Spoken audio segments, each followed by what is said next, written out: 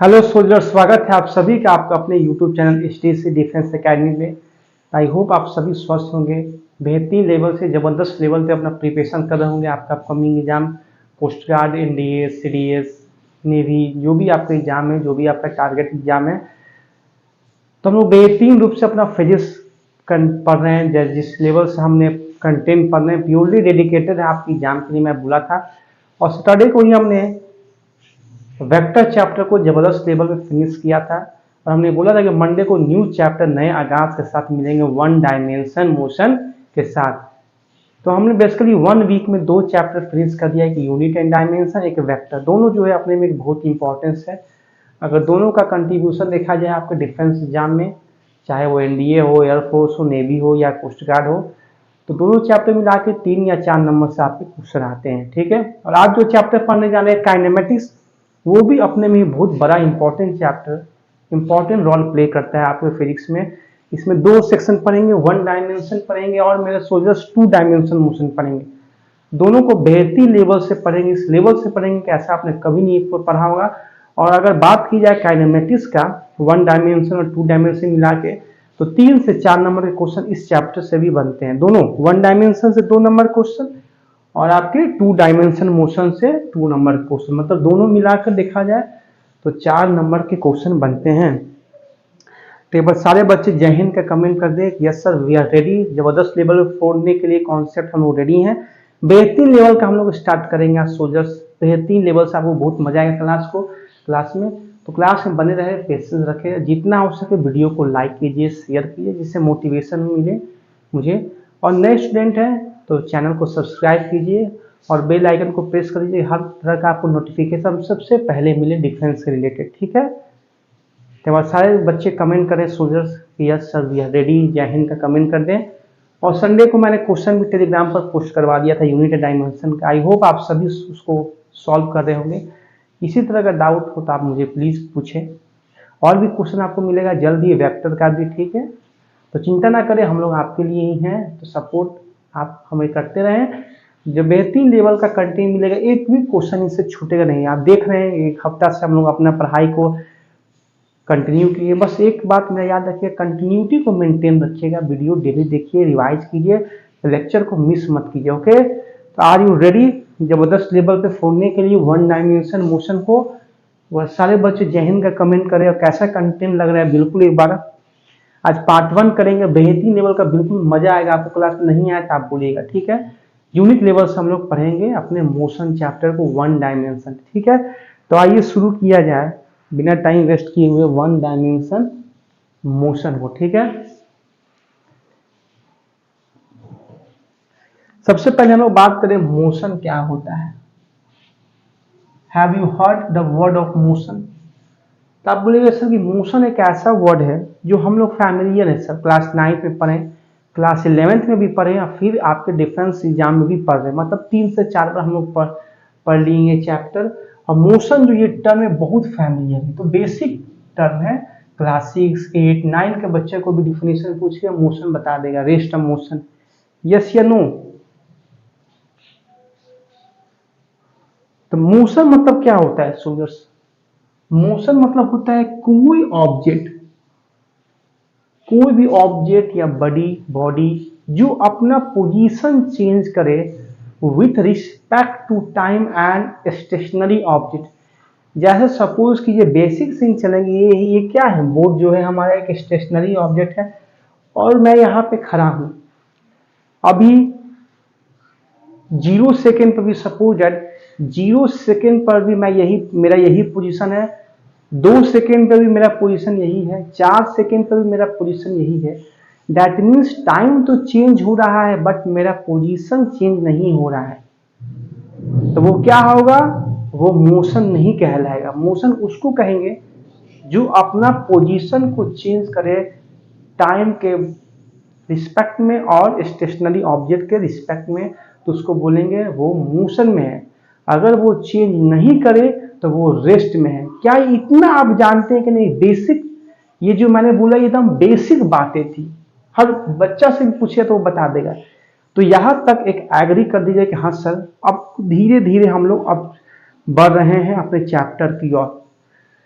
तो any object which changes its position with respect to time and stationary object, ये हमारा क्या है, एक स्टेशनरी ऑब्जेक्ट ना है, ये तो कभी यहाँ से ना हिलेगा ना कुछ होगा, कुछ नहीं होगा। हम भले अगर इसको हम उठाकर कहीं दूसरा जगह रख दे तो अपने मन से तो वो हिलेगा ना डोलेगा, ह्यूमन बीइंग तो है नहीं, यहाँ से उठ के कहीं घूमने फिरने भी नहीं जाएगा।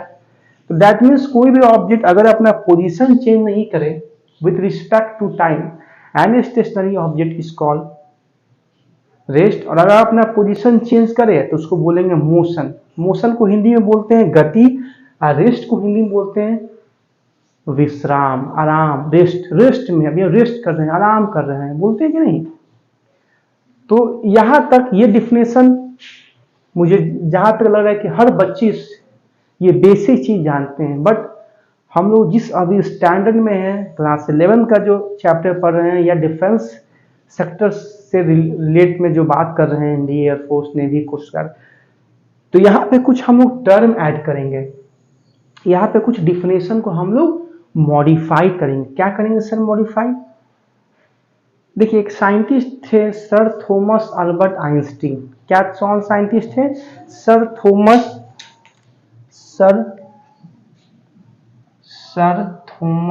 एक बार बेस बन जाएगा तो बेहतरीन लेवल से पढ़ेंगे। मेरा एक ही मोटो होता है, कोई भी चैप्टर मैंने स्टार्ट किया, आपने देखा हो यूनिट एंड डायमेंशन या वेक्टर, पहला 3 मैं खूब बेहतरीन लेवल से, मतलब बेस ऐसे हर डे मैं बेहतरीन लेवल से पढ़ाता हूँ, पर पहला डे मैं जितना बेस पकड़ता हूँ, क्योंकि बेस अगर आपके माइंड में बिल्डअप हो गया, उस चैप्टर का बेस बन गया, तो समझने में दिक्कत नहीं होगा जो नेक्स्ट हम लोग जो टर्म्स पढ़ते हैं चैप्टर में।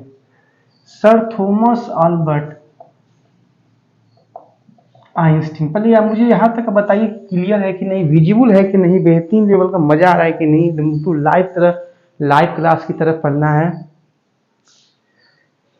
सर थॉमस अल्बर्ट आइंस्टीन ने बोला था, इन्होंने कुछ बोला था, पूरा डिफिनेशन को ही चेंज कर दिया था। जो हम लोग जूनियर क्लास में पढ़ते आ रहे थे कि कोई भी ऑब्जेक्ट अगर अपना पोजीशन चेंज कर रहा है टाइम के रिस्पेक्ट में या स्टेशनरी ऑब्जेक्ट के रिस्पेक्ट में, तो उसको मोशन बोलेंगे। इन्होंने बोला कि मैं एक ऐसा मूल मंत्र बताऊंगा, उसके बेसिस पे रेस्ट या मोशन डिसाइड हुआ कि वो ऑब्जेक्ट रेस्ट में है या मोशन में है। मैं एक ऐसा मूल मंत्र बताऊंगा उसी के अकॉर्डिंग पे, उसी के गाइडलाइन पे हम लोग किसी ऑब्जेक्ट का रेस्ट और मोशन बताएंगे, अदरवाइज हम लोग नहीं बता सकते हैं कि वो रेस्ट में है या मोशन में। इन्होंने ऐसा साफ बोल दिया, पुराना डिफिनेशन को बिल्कुल खारिज कर दिया, रिजेक्ट कर दिया। इन्होंने बोला कि ठीक है, कोई भी ऑब्जेक्ट अपना पोजीशन चेंज करे विथ रिस्पेक्ट टू, मैं एक टर्म लिखने जा रहा हूं, with respect to frame of reference, with respect to frame of reference, जिसको हिंदी में बोलते हैं निर्देश तंत्र। ये बहुत बेहतरीन लेवल का इन्होंने बोला। ये बहुत इंपॉर्टेंट टर्म्स है, इसको समझने में काफी बच्चे लोग को दिक्कत होती है, पर आज मैं आपको प्रॉमिस करता हूँ कि इस वीडियो को देखकर आपको ये फ्रेम ऑफ रेफरेंस से आपको समझ में आ जाएगा बेहतरीन लेवल से। तो क्लास में बने रहे, ठीक है। इन्होंने क्या बोला कि कोई भी ऑब्जेक्ट अपना पोजीशन चेंज करे, टाइम के चेंज के अनुसार अपना पोजीशन चेंज करे, सही बात है, बट एक और टर्म जो कि मोस्ट नेसेसिटी होना चाहिए वो है with respect to frame of reference, जिसको हिंदी में बोलेंगे निर्देश तंत्र। तो फिर आपका एक क्वेश्चन राइज होगा कि सर ये फ्रेम ऑफ रेफरेंस क्या है? क्योंकि सर थॉमस साहब ने डायरेक्ट सारा डिफिनेशन इसी पर बल डाल दिया, ये बैकबोन बना दिया कि कोई भी ऑब्जेक्ट अपना पोजीशन चेंज करे विथ रिस्पेक्ट टू टाइम। तो ये तो हमें मालूम है कि टाइम के रिस्पेक्ट में कोई ऑब्जेक्ट चेंज करेगा तो वो मोशन होगा, बट इन्होंने एक और टर्म ऐड किया, फ्रेम ऑफ रेफरेंस। बोला कि ये मस्ट होना चाहिए, अगर इसके रिस्पेक्ट में कोई ऑब्जेक्ट अपना पोजीशन नहीं चेंज करे तो उसको हम लोग मोशन नहीं कहेंगे, चेंज करेगा तब मोशन कहेंगे। With respect to frame of reference, जिसको हिंदी में बोलते हैं निर्देश तंत्र। क्वेश्चन अब राइज हुआ सर कि ये निर्देश तंत्र क्या है, ये निर्देश तंत्र क्या है। पहले यहां तक बताइए किसी तरह का प्रॉब्लम, चैप्टर का एक बेस बन रहा है कि नहीं आपके माइंड में। चैप्टर का एक स्टार्टअप हम लोग किए हैं बेहतरीन लेवल से, ठीक है, एकदम बेसिक से चल रहे हैं, मोशन से, मोशन क्लियर हो जाएगा तब आएंगे हम लोग वन डायमेंशन, तब जाके धीरे धीरे चैप्टर में इंटर करेंगे। ओके, कोई परेशानी वाली बात नहीं, टाइम से सारा सिलेबस हो जाएगा। बस प्रॉमिस रखिए, हम लोग पे एक विश्वास रखिए और साथ बने रहिए और कंटिन्यूटी से लेक्चर को देखते रहिए। किसी तरह का डाउट है तो पूछते रहिए। तो with respect to frame of reference, ये क्या होता है फ्रेम ऑफ रेफरेंस, आइए इसको जाना जाए। एक बेहतरीन लेवल से पहले समझा जाए तब मैं ही कुछ लिखूंगा। ओके, तो सारे बच्चे ध्यान से बैठ जाएं सुनने के लिए मैं जो बोलूंगा।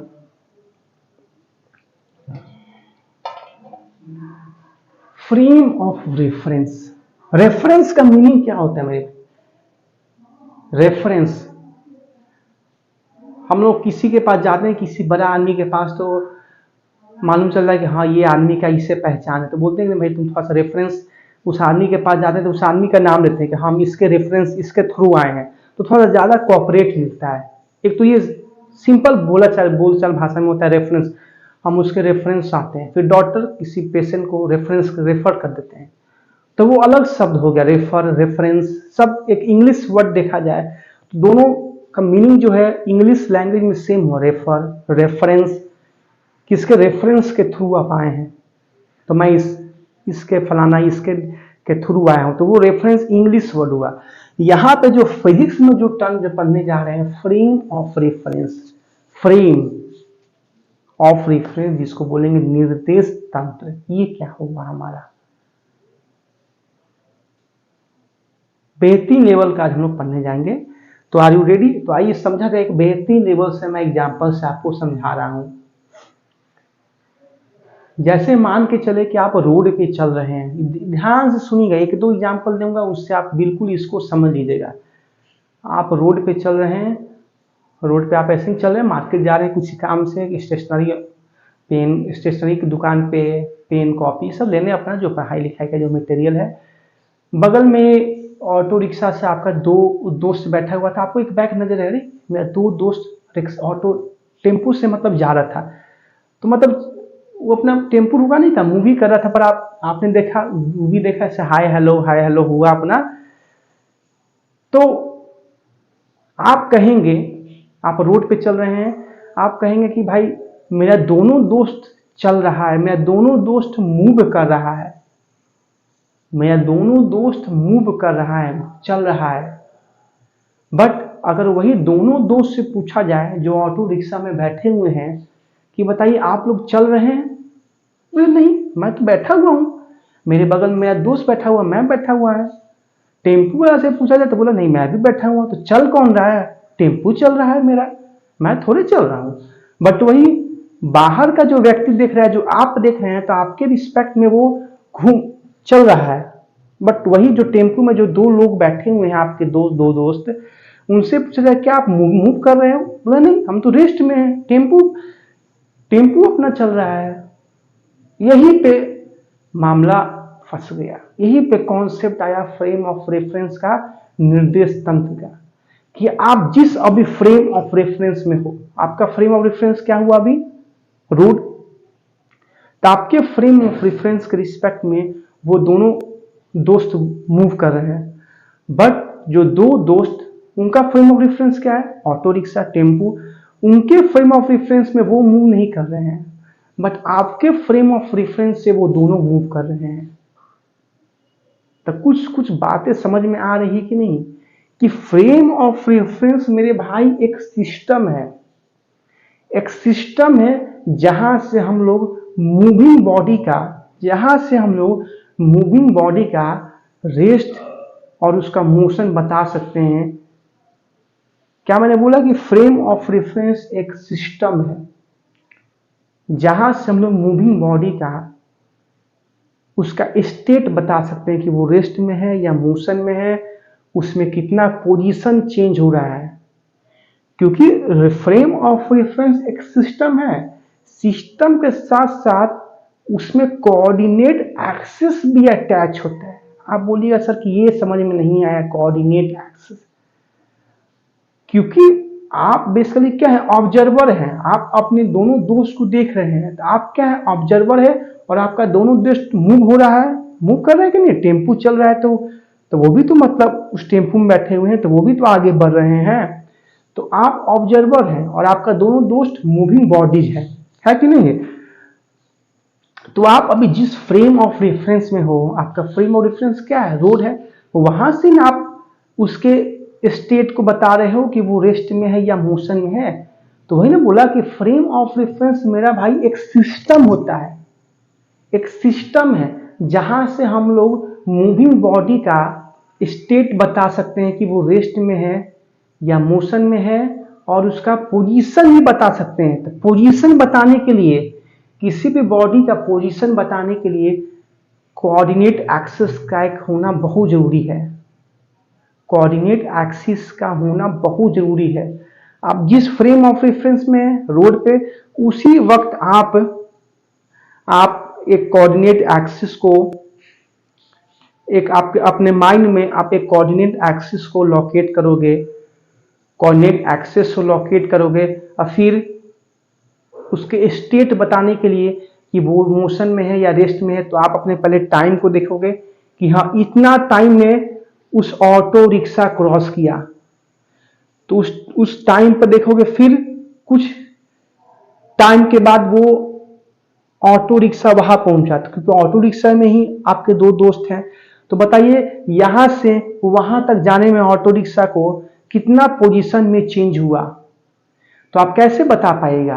तो आपके पास एक कोऑर्डिनेट सिस्टम होना जरूरी है, आपके पास एक घड़ी होना जरूरी है, क्लॉक होगा तभी ना आप उसका बता सकते हो कि इस पोजीशन पे, इस टाइम पे उसका पोजीशन ये था, फिर कुछ टाइम के बाद उसका पोजीशन वो हो गया। तो एक कोऑर्डिनेट एक्सिस का होना मस्ट है, कोऑर्डिनेट एक्सिस का होना मस्ट है। ये सब नेसेसिटी कंडीशन है उसके मोशन, इसके स्टेट को बताने के लिए। आपके पास घड़ी होना चाहिए, आपके पास उसके डिस्टेंस, उसके पोजीशन को मेजर करने के लिए आप कुछ, आपके पास कुछ इंस्ट्रूमेंट होना चाहिए जो उसका लेंथ को मेजर करे, स्केल, कुछ भी स्केल वाइज हो, जितना उसके पोजीशन में चेंज हुआ तो हम लोग उसको मेजर कर सके। तो मतलब एक तरह से एक कोऑर्डिनेट सिस्टम होना जरूरी है। तो वही मैं बोल रहा हूं कि फ्रेम ऑफ रेफरेंस एक सिस्टम है जिसके साथ कोऑर्डिनेट सिस्टम भी अटैच होता है। ये होने के बाद हम लोग ऑब्जेक्ट मूविंग बॉडी का स्टेट बताते हैं, या फिर उसमें कितना पोजीशन चेंज हुआ, क्या उसका स्पीड है, सारा चीज बता सकते हैं। यही टर्म से फ्रेम ऑफ रेफरेंस है। तो क्या कुछ माइंड में रेफरेंस फ्रेम का कुछ आया कि नहीं आइडिया, मुझे एक बार कमेंट कीजिए मेरे भाई। बेहतरीन लेवल से मैंने आपको एग्जांपल दिया, और मैं एक एग्जांपल दे रहा हूं। जैसे मैं अभी रूम में हूं, पीछे मेरा बोर्ड लगा हुआ है, बिल्कुल आप क्या कहिए कि मैं अभी रेस्ट में हूं कि मोशन में हूं। बिल्कुल मैं रेस्ट में हूं। मेरा फ्रेम ऑफ रेफरेंस क्या है, मैं रूम में हूं, तो मेरा रेफरेंस फ्रेम क्या हो गया, रूम हो गया। तो क्या मेरा रूम मोशन कर रहा है, जी नहीं, रूम मेरा रेस्ट में है तो मैं भी रेस्ट में हूं। अगर फिजिक्स की भाषा में कुछ इसमें आइडियोलॉजी लगा दे कि रूम चल रहा है, तो मैं भी तब चलने लगूंगा, क्योंकि मेरा रेफरेंस फ्रेम चलेगा तो मैं भी चलूंगा। सपोज दैट अभी तो मेरा रूम रेस्ट में है तो मैं भी रेस्ट में हूं। बट अगर किसी व्यक्ति को सन के पास बैठा दूं, अरे इतना दूर, yes, suppose that heavenly object sun, क्योंकि अभी हम लोग किस ग्रह में, अर्थ जितना जो ये रूम, पंखा, टीवी सब कहाँ है, सब अर्थ के ही तो अंदर में है। ये अर्थ क्या है, प्लेनेट है जो सन के प्रति मतलब कंटिन्यूअस रोटेट कर रहा है, उसके चारों ओर कर रहा है कि नहीं, बिल्कुल। तो अगर अर्थ रोटेट कर रहा है तो मान के चलिए ये सब भी मूविंग बॉडी, ये सब भी रोटेट कर रहा है, बिल्कुल कर रहा है। तो अगर कोई व्यक्ति सन के पास उसको बैठा दे, सपोज दैट सन के पास बैठा दे, तो सन के पास कोई बैठेगा तो क्या अर्थ रोटेट कर रहा है कंटिन्यूअस, तो ये सब भी रोटेट कर रहा होगा, रूम भी। अगर रूम रोटेट कर रहा होगा तो ये बॉडी भी रोटेट कर रहा होगा। तो यही मेरा कहने का मतलब है कि जैसे जैसे रेफरेंस फ्रेम चेंज होगा, ऑब्जेक्ट का स्टेट भी चेंज होते जाएगा। मतलब सारे नजरिया का खेल है, किसके रिस्पेक्ट में हम देख रहे हैं उस ऑब्जेक्ट का स्टेट, किसके रिस्पेक्ट में देख रहे हैं और किस पोजीशन पर देख रहे हैं। ये मेन चीज होता है किसी ऑब्जेक्ट का स्टेट बताना, कि किस रेफरेंस फ्रेम में देख रहे हैं। मेरे फ्रेम ऑफ रेफरेंस में बोर्ड रेस्ट पे है, बट जो व्यक्ति सन पे है, सन पे जो बैठ के देख रहा है तो अर्थ रोटेट कर रहा है, अर्थ रोटेट कर रहा है तो ये घर रूम भी रोटेट कर रहा है, तो सारा चीज लगेगा कि ये घूम रहा है। तो उसका रेफरेंस फ्रेम क्या हो गया, अर्थ सन हो गया, तो उसके फ्रेम ऑफ रेफरेंस से उसको लगेगा कि सारा चीज रोटेट कर रहा है। तो यही है, सारे नजरिया का खेल है, सारे नजरिया का खेल है। किस फ्रेम ऑफ रेफरेंस में हम देख रहे हैं ऑब्जेक्ट का स्टेट और किस वक्त देख रहे हैं, किस टाइम पर देख रहे हैं, यही सब नेसेसरी कंडीशन होता है किसी ऑब्जेक्ट का स्टेट बताने के लिए। तो बेहतरीन लेवल से मैंने आपको रेफरेंस फ्रेम डिस्कस किया, यस या नो, बेहतरीन लेवल से। इस लेवल से आपको कोई नहीं समझा पाएगा। बहुत सारे एग्जाम्पल, जैसे आप बस में ही आप यात्रा कर रहे हैं और आप और आपका दोस्त बैठा हुआ है, बस आपका चल रहा है, बट आपके बगल में जो आपका दोस्त है, या आपसे पूछा जाए कि क्या आप लोग चल रहे हैं, बोलेगा नहीं सर हम तो रेस्ट में हैं, हम तो रेस्ट में हैं। बट वही जो बाहर का जो व्यक्ति है उससे पूछा जाए कि क्या बस के अंदर जो व्यक्ति बैठा हुआ है वो रेस्ट में है कि मोशन में है, तो बोलेगा कि वो मोशन में है, क्योंकि उसके फ्रेम ऑफ रेफरेंस से आप लोग मूव कर रहे हो। बट आप अपने फ्रेम ऑफ रेफरेंस से देख रहे हो तो आप अपना पोजीशन चेंज नहीं कर रहे हो। यही मेन मोटो है, यही मैंने बोल रहा हूं कि नजरिया का सारा खेल है। किस रेफरेंस फ्रेम से आप देख रहे हो किसी बॉडी का स्टेट और किस टाइम पर देख रहे हो, that's the main criteria for deciding the object state and object position, that's the main criteria. तो बेहतरीन लेवल से मैंने वन डायमेंशन मोशन को बेहतरीन लेवल से मैंने उसके कॉन्सेप्ट को क्लैरिफाई किया और उसके डेफिनेशन को, और फिर उस रेफरेंस फ्रेम को। क्या मैं अब इसका डिफिनेशन लिख सकता हूं? डिफिनेशन पूछेगा नहीं एग्जाम पे, बट मैं लिख देता हूं कि आप इसको रिवाइज करना, नहीं तो मैं पीडीएफ में तो इसका डिफिनेशन लिख ही दूंगा। एक बार लिख देता हूं जो मैं बोला हूं। It is a system to which coordinate axes are attached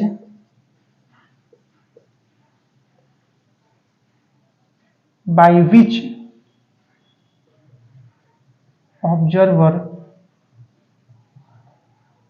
decide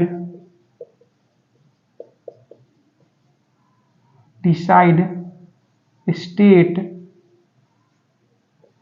में ब्रैकेट लिख दीजिएगा, आइदर रेस्ट और motion of moving bodies and also determine its position।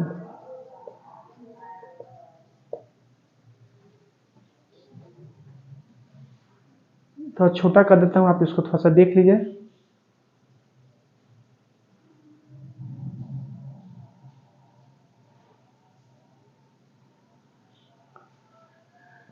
It is a system, एक सिस्टम है जिसके साथ कोऑर्डिनेट एक्सिस अटैच रहता है, जिसके वजह से हम लोग ऑब्जर्वर का स्टेट डिसाइड करते हैं कि वो रेस्ट में है या मोशन में है, और उसका पोजीशन भी डिटरमाइन करते हैं। यही मैं लिखा हूं और कुछ नहीं लिखा हूं, कोई बुकिश भाषा नहीं है, जो मैं बोला हूं वही डिफाइन किया हूं। और मैं इसको बड़ा कर देता हूं जूम, ये तो आप लोग कहिए कि वाल आ रहा है, दीवार आ रहा है, ठीक है। ओके, इज इट क्लियर और नॉट? क्या मोशन समझ में आया कि नहीं? मैंने मोशन का डिफिनेशन बेसिक लेवल से ही बताया और आपके आपके लेवल का भी मैंने बताया और सर थॉमस अल्बर्ट आइंस्टीन के लेवल से भी बता दिया। मतलब जितना हो सके उस लेवल से मैंने बताया। आगे आप पढ़ोगे कि फ्रेम ऑफ रेफरेंस, जब मैं न्यूटन्स लॉ ऑफ मोशन पढ़ाऊंगा तो बताऊंगा कि फ्रेम ऑफ रेफरेंस दो टाइप के होते हैं, एक इनर्शियल फ्रेम ऑफ रेफरेंस, एक नॉन इनर्शिया। तो वो हम लोग डिसाइड करेंगे, अभी नहीं मैं उससे बात करूंगा, वो हम लोग डिसाइड करेंगे जब न्यूटन फर्स्ट लॉ पढ़ूंगा तो उसमें उसका यूज आएगा। अभी आप बस ये जानो कि फ्रेम ऑफ रेफरेंस क्या होता है, निर्देश तंत्र। इज इट क्लियर और नॉट सूरज? एक बार इसको लिख लीजिए, कुछ डाउट है तो पूछ लीजिए।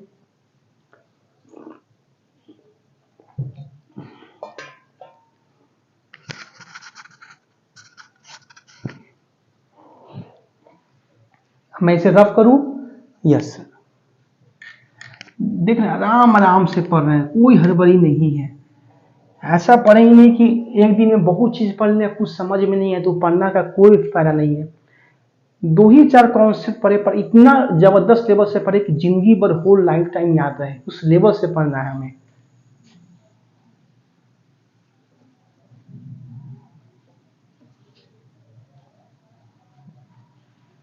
तो मोशन क्लियर हुआ कि नहीं? मोशन अभी तक किसी तरह का डाउट है तो मोशन बताइए, मैंने पूरा टाइम दिया है मोशन को समझाने के लिए। अब आपको धीरे धीरे चैप्टर में इंटरेस्ट आ रहा होगा, आ रहा है कि नहीं इंटरेस्ट मोशन चैप्टर में? अब आइए नेक्स्ट टर्म का किया जाए ऑपरेशन, क्या है? One dimension. क्योंकि पहले चैप्टर का ऑपरेशन होना जरूरी है, उस चैप्टर का जो टॉपिक है, उस चैप्टर का टॉपिक है तो उसको ऑपरेट करना जरूरी है। बिना चैप्टर को आप क्लैरिफाई किए हो कैसे आप उसके टर्म में, आप उसके चैप्टर के अंदर जा सकते हो? अरे पहले जो चैप्टर का हेडलाइन है पहले उसको तो क्लियर करो मेरे भाई। तो मोशन समझ लिए हम लोग। अब आइए one dimension. Unit and dimension में तो डायमेंशन हमने पढ़ा था, फिजिक्स में जो डायमेंशन होता है सारा क्वांटिटी का हमने निकाला भी, सीखा भी, बेसिक लेवल से भी जाना। किसी रूम का डायमेंशन किसको डायमेंशन बोलते हैं, उसका लेंथ ब्रेथ हाइट जो निकालते हैं वही उसका डायमेंशन होता है। जो एरिया निकालते हैं, जो पेरीमीटर निकालते हैं, जो उसका वॉल्यूम निकालते हैं, वही डायमेंशन होता है। ये है one dimension motion. One dimension motion है, ठीक है। तो वन डायमेंशन मोशन मतलब क्या हुआ? वैसा मोशन, इसको अदर लैंग्वेज में बोलते हैं मोशन इन स्ट्रेट लाइन। वैसा मोशन जो एक स्ट्रेट लाइन में हो। मतलब सर, मतलब कि सिर्फ उसके पास एक ही एक्सिस हो, दो एक्सिस नहीं। दो एक्सिस से जो सिस्टम का जो फॉर्मेशन होता है उसको बोलते हैं प्लेन, तल। जैसे एक्स वाई एक्सिस से जो प्लेन बना उसको X Y plane, Y Z axis से तो Y Z plane, Z X axis से तो जेड एक्स प्लेन। बट यहां बोल रहा है कि वन डायमेंशन मोशन में किसी एक ही एक्सिस का यूज करेंगे, या तो वो एक्स एक्सिस हो, वाई हो या जेड हो। दो एक्सिस नहीं लिख सकते, इसीलिए हमने इसको सिंपल भाषा में बोलते हैं motion in straight line. Motion हो रहा है अंडर स्ट्रेट लाइन। मोशन तीन प्रकार के होते हैं, वन डायमेंशन जो अभी हम लोग पढ़ रहे हैं, एक आगे का चैप्टर में पढ़ेंगे टू डायमेंशन जहां पे दो एक्सिस का बात करेंगे, एक्स वाई, जहां पे सर्कुलर मोशन को हम लोग डिस्क्राइब करेंगे, प्रोजेक्टाइल मोशन को डिस्क्राइब करेंगे। आपने देखा होगा जो नीरज चोपड़ा जो गोल्ड मेडलिस्ट है, जो उन्होंने भाला फेंका था 87.58 मीटर जो रेंज तक जो उन्होंने शॉर्ट पुट फेंका था, तो देख रहे थे वहां पे जो उन्होंने मोशन को जो डिस्क्राइब किया था, जब उन्होंने शॉर्ट जेवलिन शॉट को मतलब थ्रो किया था, तो वहां पे जो उन्होंने जो उनका मोशन हुआ था जब उन्होंने फेंका था, तो एक्स एक्सिस में भी मोशन हुआ था और वाई एक्सिस में भी। मतलब जब उन्होंने फेंका था तो कितना दूरी के बाद वो गिरा, फिर कितना समय तक वो हवा में रहा, एक्स डायरेक्शन में कितना मोशन हुआ, कितना रेंज हुआ, वो हम लोग सब पढ़ेंगे प्रोजेक्टाइल मोशन में। तो मेरे कहने का मतलब है कि वो सब टू डायमेंशन मोशन हुआ। थ्री डायमेंशन मोशन में मोशन ऑफ काइट, पतंग को जब हम लोग उड़ाते हैं आसमान में बेहतरीन लेवल से जब होता है, कौन सा पर्व होता है मेरे भाई, डिस्कस करना यार, किस फेस्टिवल हम लोग पतंग उड़ाते हैं? आपका ये जनवरी मंथ में कौन सा एक फेस्टिवल होता है, नाम थोड़ा सा एक बार कमेंट करो मेरे भाई, कौन सा? जो भी होता है माइंड में नहीं आ रहा है, तो जो भी मतलब हम लोग कौन सा मतलब चूड़ा दही वाला एक फेस्टिवल होता है, बहुत कॉमन फेस्टिवल होता है, उससे हम लोग पतंग जो है उड़ाते हैं।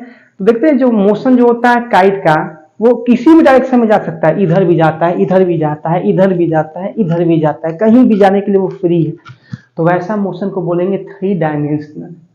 बट एक सीधा रेखा में जो मोशन हो, सीधी रेखा में, वो हमारा हो गया स्ट्रेट लाइन। यही पढ़ने जा रहे हैं 1 डायमेंशन, कि वैसा मोशन जो एक स्ट्रेट लाइन में हो, एक सिर्फ एक एक्सिस में हो।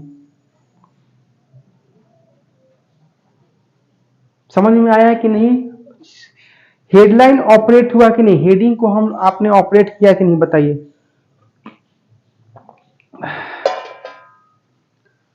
चैप्टर समझ में आया कि नहीं, क्या पढ़ने जा रहे हैं?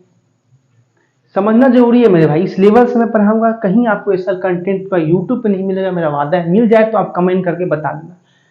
जिस लेवल से मैं पढ़ा रहा हूँ, जिस लेवल से मैं आपको हर चीज को लिंक करता हूँ एक डेली एग्जाम्पल से, वैसा कोई नहीं पढ़ा पाएगा।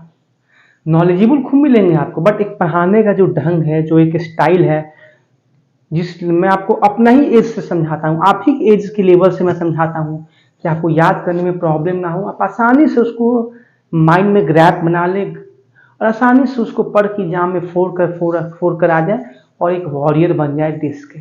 उसी में मुझे बहुत खुशी मिलेगी मेरे भाई। तो एक बार सारे बच्चे इसी बात पे जय हिंद का कमेंट कर दे, कि एक जबरदस्त लेवल का मदरलैंड के लिए फीलिंग आ जाए, बेहतरीन लेवल का, देश की माँ के लिए। 1 डायमेंशन मोशन। अब कोई ऑब्जेक्ट मोशन कर रहा है स्ट्रेट लाइन में मेरे भाई। अब हम लोग चैप्टर में इंटर कर गए हैं, ये भी चैप्टर का ही पार्ट था, मोशन, रेफरेंस फ्रेम, है कि नहीं? उसको मत समझिए कि वो अदर चीज था, वो भी इसी से लिंक था, बट बहुत टीचर उसको पढ़ाते ही नहीं है। सिर्फ 1 डायमेंशन मोशन। मोशन क्या है? सिंपल एक दो भाषा में आ जाओ भैया भाई, डिस्टेंस, खत्म, कहानी खत्म। तो उसमें क्या मजा आएगा यार? जब तक फील नहीं होगा चैप्टर का, तब तक इंटरेस्ट नहीं आएगा मेरे भाई। तो आप प्लीज शेयर करो वीडियो को यार, शेयर से मैं डिमोटिवेट हो जाता हूँ, इतना व्यूज से शेयर होना चाहिए जबरदस्त लेवल पर। और एक कमेंट आप लोग नहीं करते हैं वीडियो पर, कमेंट किया करो यार। कमेंट करने में क्या आपको जाता है? लेवल से मैं मेहनत कर रहा हूँ, कंटिन्यूसली डेडिकेशन वे में मैं पढ़ा रहा हूँ, डेली पर डे आप लोगों को पढ़ा रहा हूँ, क्योंकि मैंने प्रॉमिस किया है कि फिजिक्स का कोर्स कंप्लीट करके ही रहूंगा, ठीक है। 1 डायमेंशन मोशन, तो कोई व्यक्ति, कोई ऑब्जेक्ट मोशन कर रहा है स्ट्रेट लाइन में, तो जब वो मोशन करेगा तो कुछ दूरी भी तय करेगा, दूरी तय करेगा, कुछ उसमें पोजीशन चेंज आएगा, तो डिस्प्लेसमेंट निकालेंगे। जब वो मोशन करेगा तो कुछ उसका स्पीड भी होगा, कम कम या बेसी स्पीड भी होगा, कुछ उसका वेलोसिटी होगा, कुछ उसका त्वरण होगा, एक्सेलरेशन हो गया होगा। तो ये सब जो मोशन के पैरामीटर है, ये सब पढ़ेंगे इस चैप्टर में। क्या क्या मैंने बोला? Motion parameter. पहला distance, second displacement, third one is speed, fourth velocity, fifth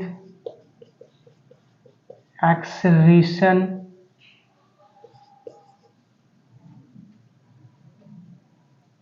distance, displacement, speed, velocity, acceleration, sixth graph. Graph ही तो निकालने हो सकता है कि 0 से 2 सेकेंड में कितना ऑब्जेक्ट का पोजीशन में चेंज हुआ, तो बताइए कितना वेलोसिटी होगा, फिर उसका नेचर क्या होगा, स्ट्रेट लाइन होगा उस पोजीशन चेंज में, या कौन सा शेप में होगा, इलिप्स होगा या हाइपरबोला होगा, तो वो सब भी पढ़ेंगे ग्राफ। 7 एक होता है free fall body, free falling bodies, free falling bodies, ये सारे चीज 1 डायमेंशन मोशन के बेसिक पैरामीटर है। मोशन अंडर फ्री फॉलिंग, ये भी आपका लास्ट टॉपिक है 1D मोशन का। ये सब पढ़ेंगे हम लोग। स्पीड में बहुत तरह की स्पीड पढ़ेंगे, uniform speed, non uniform speed, average speed. Similarly velocity में uniform velocity, non uniform velocity, average velocity. Acceleration में uniform acceleration, non uniform acceleration.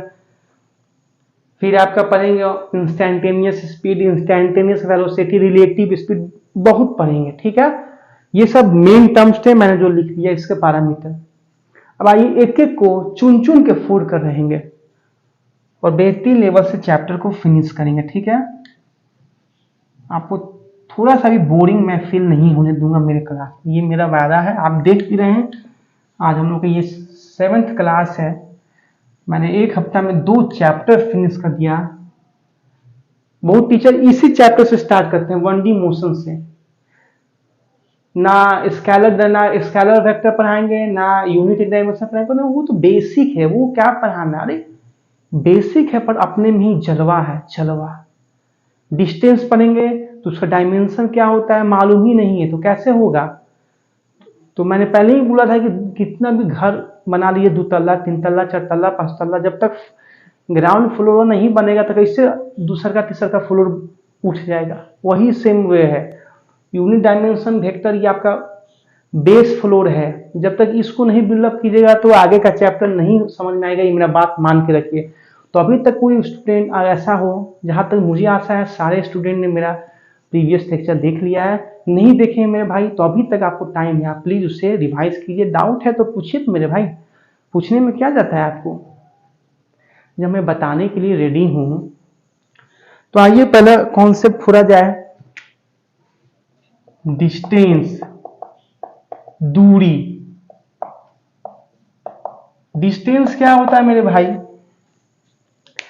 हम लोग बोलते हैं बोलचाल के भाषा में, आज हमने इतना दूरी तय किया, अरे भाई आज तो बहुत चले यार, आज तो 5-6 किलोमीटर चल दी यार, आज तो हमने 4 किलोमीटर रनिंग किया भाई, आज तो 2 किलोमीटर रनिंग किया, आज तो हमने यार मैराथन दौड़ किया, कितना का भाई 5-6-10 किलोमीटर का मैराथन कर दिया मेरे भाई, बॉडी एकदम टायर्ड हो गया है।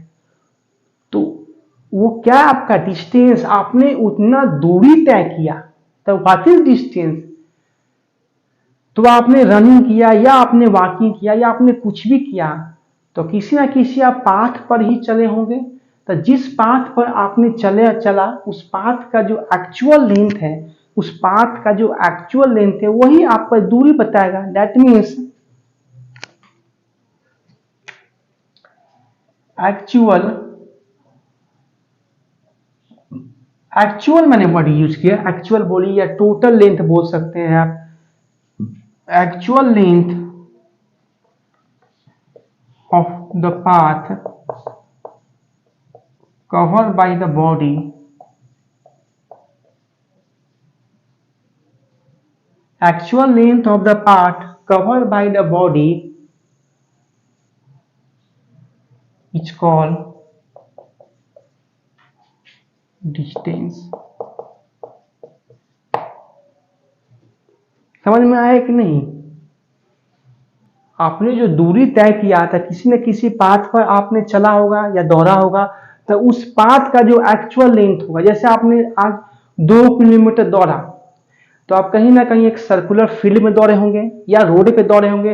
रोड पे आपने दौड़ा होगा तो उस रोड का जहां से आपने स्टार्ट किया और जहां आपने 1600 मीटर गए, तो कहीं ना कहीं आपने दूरी को मेजर किया है कि नहीं। तो किसका दूरी को मेजर किया है, उस रोड के पाथ का, उस रोड के पाथ का जो एक्चुअल लेंथ है, जहां से आपका स्टार्ट हो रहे हैं अपना मोशन को, और जहां आप 1600 मीटर जाना है आपको, तो वहां से वहां तक जो पाथ का जो एक्चुअल लेंथ है वही दूरी है। तो वही मैं लिखा हूं, actual length of the path covered by the body, जो ऑब्जेक्ट या बॉडी के द्वारा जो उस पाथ का एक्चुअल लेंथ पे जो आपने कवर किया है, चला है, तो वही जो आपने कवर किया है वही आपका दूरी बताएगा, वही आपका डिस्टेंस कवर होगा, ठीक है।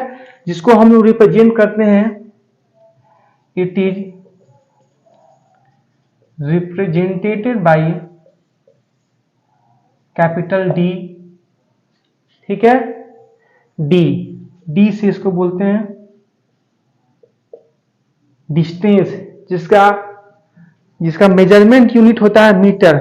मैंने पहले ही बोला था, यूनिट डायमेंशन में हमने पढ़ा था लेंथ का यूनिट क्या होता है, मीटर। क्योंकि डिस्टेंस भी क्या है, आप डिस्टेंस मेजर कर रहे हो तो आपके पास मेजरिंग स्केल में क्या क्या हो सकता है कि मीटर आप रख सकते हो, सेंटीमीटर रख सकते हो, किलोमीटर रख सकते हो, यही सब ना मेजरिंग स्केल में आप रख सकते हो। इंस्ट्रूमेंट जो उसके पाथ का लेंथ को मेजर कर सके, पर उसका जो यूनिट होता है एसआई, वो क्या होता है, डिस्टेंस का मीटर होता है। फिर यूनिट डिस्टेंस का मीटर।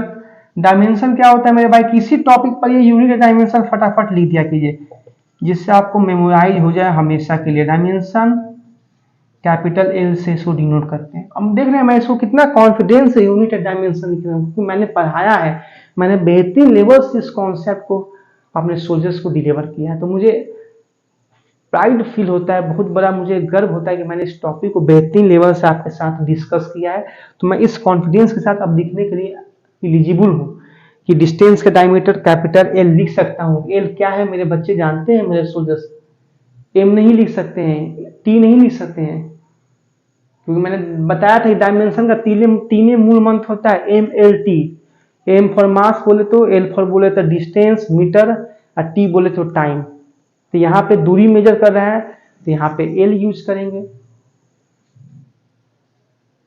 टाइम होता टी यूज करते, मास का कुछ होता टर्म तो वहां पे हम लोग एम का यूज करते हैं।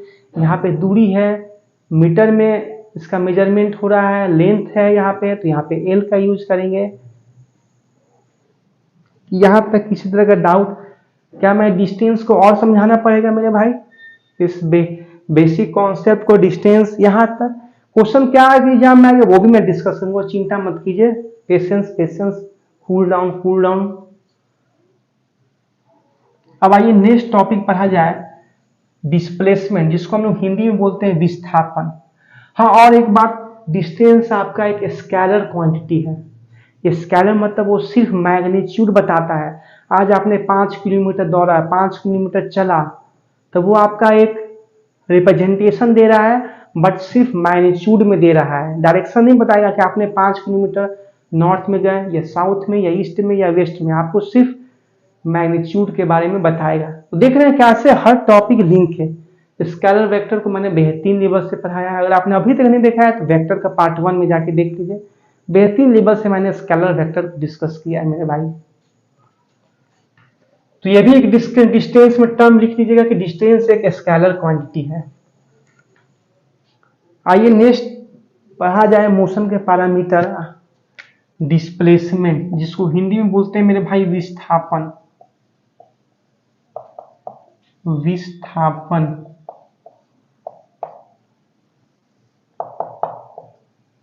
डिस्प्लेसमेंट क्या है मेरे भाई, आइए जाना जाए। यहां तक किसी तरह का प्रॉब्लम है तो मुझे बताइए, थोड़ा सा मैं पानी पी लूं।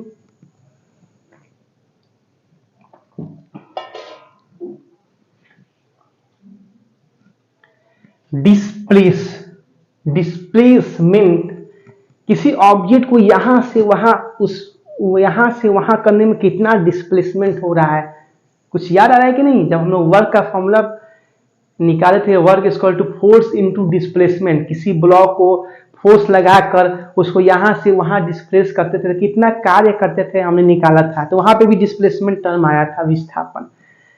तो डिस्प्लेसमेंट किसको कहते हैं, देखिए मैं आपको एक बेहतरीन लेवल से समझा रहा हूं।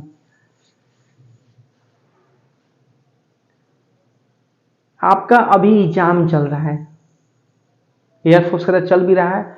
सपोज कोई आपका एग्जाम चल रहा है अभी, और आपको अभी मार्केट जाना है, और आप टाइम को तो बर्बाद करना नहीं चाहिए। टाइम इज प्रीसियस, समय बहुत बलवान होता है, समय का इज्जत किया कीजिए, टाइम का। आपको मार्केट जाना है, बहुत अर्जेंट काम है। आपको मदर ने बोला कि ये सामान लाना है, घर में कोई नहीं है और लाना जरूरी है, मस्ट है। अब पढ़ाई करना है, एग्जाम है, तो रिवीजन भाई करना ही जरूरी है। 1 मिनट बाहर नहीं निकलना चाहिए घर से फालतू। तो आपको मार्केट जाना है। मार्केट के 2-3 रास्ते हैं। एक आपका घर से जो है शॉर्टकट रास्ता है, गली गली होते हुए जल जाएगा, तो 2-3 मिनट में आप पहुंच जाएगा, 4-5 मिनट में आप चल जाएगा। एक है कि लंबा रास्ता, ऐसे घूम घाम के आप 10 मिनट लग जाएगा पहुंचते पहुंचे। एक ऐसा रास्ता है कि घूम घुमा हुआ है, आधा घंटा लग जाएगा। हाँ बताइए, 3 रास्ता है। अब आप कौन सा रास्ता प्रीफर करोगे आपके मार्केट जाने के लिए?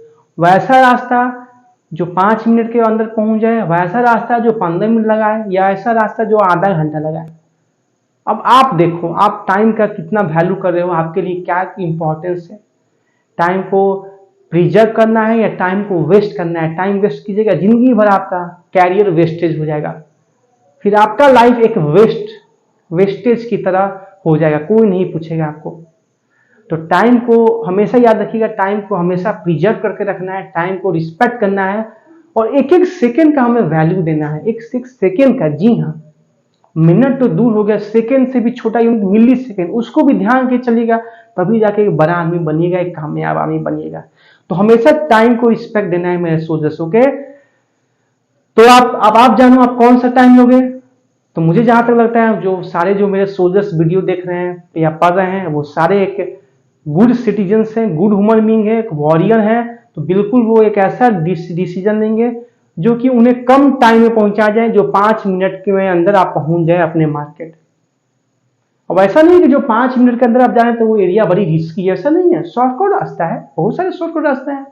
हम मेरे घर से भी चौक जाने का रास्ता तीन चार रास्ता है, शॉर्टकट है, मतलब 3 रास्ता है, तो मैं शॉर्टकट वाला जाता हूँ। हाँ, ऐसा हो खतरा हो तब एक बात अलग होती है। अरे रास्ता सारा क्लियर है, प्लेन रोड है, आराम से जाइए, आप टाइम को बचाइए, सामान लेके फटाफट आइए, पढ़ाई में लग जाइए। तो वैसा रास्ता जाएंगे जो हमारे टाइम को बचाएगा। तो ठीक है, आपने चुना कि हाँ हम ऐसा रास्ता से जाएंगे सर जो टाइम को बचाएगा, सब ठीक है, समझ गए। यही आपका इस जो मैं समझाना चाहूंगा, बात को पकड़ रहे होंगे कि आपके घर के मार्केट जाने के 3 रास्ता है। तीनों रास्ता का दूरी भी अलग अलग हुआ। जो शॉर्टकट रास्ता से जा रहे होंगे, जो अब शॉर्टकट रास्ता से जा रहे हैं, तो जाहिर सी बात है कि उसका दूरी कम होगा। मतलब शॉर्टकट रास्ता से जा रहे हैं तो उस पाथ पे जो आप चल रहे हैं तो उस पाथ का जो एक्चुअल लेंथ होगा वो कम होगा। लॉन्ग कट से जा रहे हैं उसका एक्चुअल लेंथ ज्यादा होगा। शॉर्टकट रास्ते से जा रहे हैं समझिए कि वो 1 किलोमीटर होगा, लॉन्ग कट रास्ता 2-3 किलोमीटर हो जाएगा। तो डिस्टेंस का वैल्यू चेंज हो रहा है कि नहीं, क्योंकि आपका पाथ का लेंथ का वैल्यू भी चेंज हो रहा है। पाथ का लेंथ का वैल्यू चेंज होगा तो डिस्टेंस का वैल्यू भी चेंज होगा। बट जो आपका डिस्प्लेसमेंट है, डिस्प्लेसमेंट आपका होता है शॉर्टेस्ट डिस्टेंस, न्यूनतम दूरी इनिशियल और फाइनल पोजीशन के बीच में, उसी को बोलते हैं डिस्प्लेसमेंट। मतलब आपने घर से जो अपना मोशन स्टार्ट किया, अब मार्केट तक गए शॉर्टकट रास्ता से, तो आपके घर और मार्केट के बीच का जो दूरी होगा वही आपका विस्थापन होगा, वही आपका डिस्प्लेसमेंट होगा, वही आपका डिस्प्लेसमेंट होगा। जैसे मैं फिगर से समझाना चाह रहा हूं, वो आप समझ गए, देसी स्टाइल था वो एग्जाम्पल, बेहतरीन नंबर से आप समझ होंगे। कुछ फिगर से देखिए, ये आपका पॉइंट ए है और आपको बी पॉइंट तक जाना है। जाने के बहुत तरह रास्ते हैं, ऐसे भी जा सकते हो, ऐसे भी जा सकते हो, ऐसे भी जा सकते हो, इन्फिनाइट रास्ता है, कैसे भी आप जा सकते हो। समझ रहे हो ना मेरे बात को। ये आपका डिस्टेंस का जो वैल्यू है इन्फिनाइट है, ए से बी तक अगर आपको जाना है। बट कोई पूछे कि बताइए ए से बी तक जाने में आपका डिस्प्लेसमेंट का वैल्यू क्या होगा। डिस्प्लेसमेंट हमेशा एक वैल्यू होता है, उसका एक ही वैल्यू होता है डिस्प्लेसमेंट का। वो क्या होता है, shortest distance between A and B. मतलब अगर आपको ए और बी के बीच में डिस्प्लेसमेंट निकालना है तो आप स्ट्रेट लाइन ज्वाइन कर दो, वही आपका डिस्प्लेसमेंट हो जाएगा। मतलब डिस्प्लेसमेंट को ये नहीं मतलब है कि आप किस रास्ता से जा रहे हो, जहां से जा रहे हो, जहां तक जा रहे हो, जहां तक गए हो, उनके बीच में एक सीधी रेखा को ड्रॉ कर दो, वही आपका विस्थापन बताएगा। बस यही जान के रखो। मतलब shortest distance between initial and final position, वही आपका डिस्प्लेसमेंट हो जाएगा। इज इट क्लियर और नॉट। मैं एक ही एग्जाम्पल से दो कॉन्सेप्ट को फोड़ दिया हूं, क्योंकि जब हम लोग आगे अब पढ़ेंगे comparative study between distance and displacement, वो बहुत इंपॉर्टेंट है। इससे आपका एक क्वेश्चन आता है एनडीए में, तो हर साल उससे क्वेश्चन पूछता है, और एयरफोर्स नेवी कोस्ट गार्ड में भी मेरे भाई उससे क्वेश्चन पूछा जाता है। तो हम लोग इसका डिफिनेशन कॉन्फिडेंटली लिख सकते हैं कि shortest distance between initial and final position of the body. जो न्यूनतम दूरी होगा वही आपका विस्थापन कहलाएगा। इज इट क्लियर और नॉट? डिस्प्लेसमेंट क्या है मेरे भाई? ये भी एक दूरी को ही मेजर कर रहा है, तो इसका भी यूनिट मीटर होगा, डायमेंशन सेम एल, बट अंतर है डिस्टेंस और डिस्प्लेसमेंट में। एक पॉइंट से दूसरे पॉइंट पे जाने के लिए डिस्टेंस के अनेकों वैल्यू हो सकते हैं, बट डिस्प्लेसमेंट क्या होगा? उनके बीच की सीधी रेखा, वही आपका विस्थापन कहलाएगा, शॉर्टेस्ट डिस्टेंस। समझ में आया कि नहीं? मैं आपको बेहतरीन लेवल का एग्जाम्पल भी दे दिया यार, आप क्या चाहेंगे? हम बेसिकली बेहतरीन लेवल का एग्जाम्पल दिया हूं। मैं बुकिश भाषा को यूज ही नहीं करता हूं, मेरा एक ही मोटो रहता है, बुक भाषा से दूर रहो। अपने को बुक भाषा नहीं जाना है, अपने को वॉरियर बनना है, सोल्जर्स बनना है। तो जितना इजी वे में कॉन्सेप्ट को समझे और उसको डील करें, बस यही टारगेट होना चाहिए, रटना नहीं है फिजिक्स को। इसको नोट डाउन कीजिए।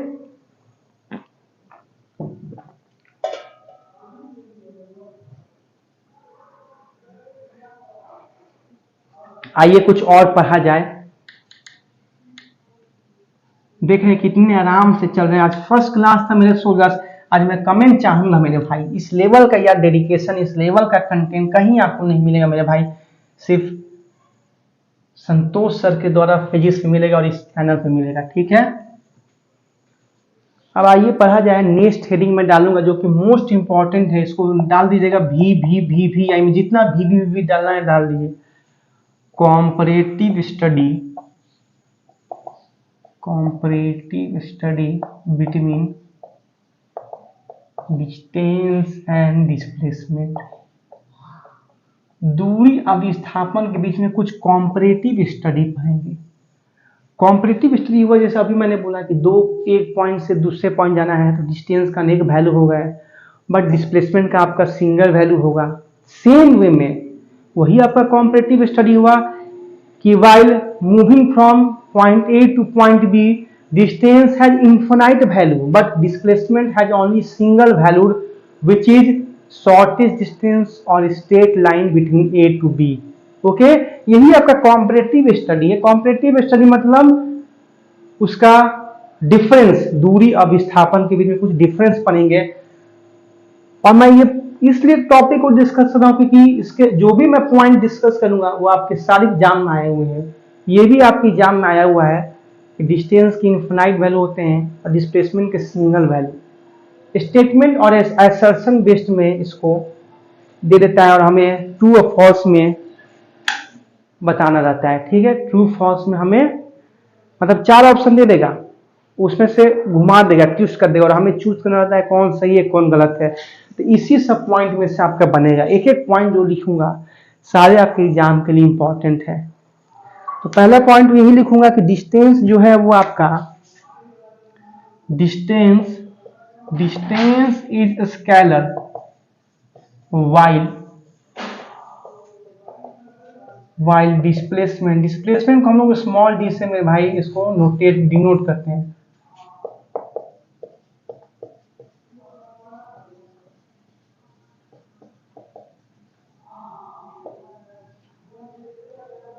Distance is a scalar quantity while displacement is a vector quantity. Distance क्या आपका है? एक स्केलर है जो सिर्फ मैग्नीट्यूड बताता है, बट डिस्प्लेसमेंट क्या है? वो वेक्टर है, वो मैग्नीट्यूड के साथ डायरेक्शन बताएगा कि आपने 5 किलोमीटर गए तो नॉर्थ में गए या ईस्ट में या साउथ में वेस्ट में, ये सारा जानकारी डिस्प्लेसमेंट देगा, मतलब मैग्नीट्यूड के साथ साथ डायरेक्शन भी बताएगा। सेकेंड पॉइंट जो मैंने बोला वही अभी लिख रहा हूं कि वाइल, यहां से मैं लिख रहा हूं, आपको थोड़ा क्लियर लिखने तो फिर नहीं आपको दिखाई देता है। While moving from one point to another, while moving from one point to another, distance has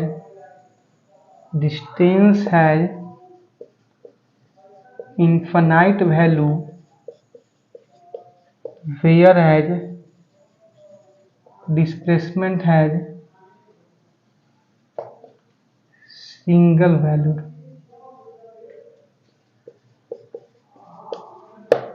most important point है, ये पॉइंट्स आपके क्वेश्चन आए हैं कि while moving from one point two another, एक पॉइंट से दूसरे पॉइंट तक हमें मूव करना है, उस उस बीच में उस दौरान डिस्टेंस के बहुत तरह वैल्यू हो सकते हैं। आपने देखा ए से बी पॉइंट जाना है तो डिस्टेंस के अनेक वैल्यू है, किसी भी आप रास्ता से जा सकते हैं, वहां पे डिपेंड करता है। शॉर्टकट से रास्ता से जाइएगा तो दूरी कम होगा, लॉन्ग कट से जाइएगा तो दूरी बढ़ जाएगा।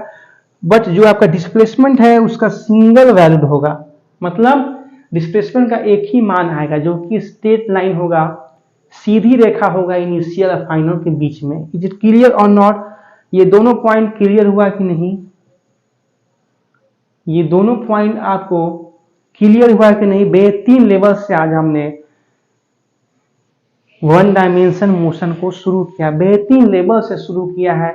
मोशन क्या है हमने जाना, मोशन के बेसिक डिफिनेशन को डिस्कस किया, उसके higher expert sir Thomas Albert Einstein के अकॉर्डिंग क्या डिफिनेशन है वो हमने जाना, रेफरेंस फ्रेम क्या होता है वो हमने जाना, फिर वन डायमेंशन क्या होता है वो हमने जाना, टू डायमेंशन क्या होता है उसके भी कुछ बेसिक जाने हमने, 3D मोशन क्या होता है वो भी हम लोग जाने। हाँ, सकरात में बेसिकली पतंग जो है आप याद आ गया, सकरात, ठीक है।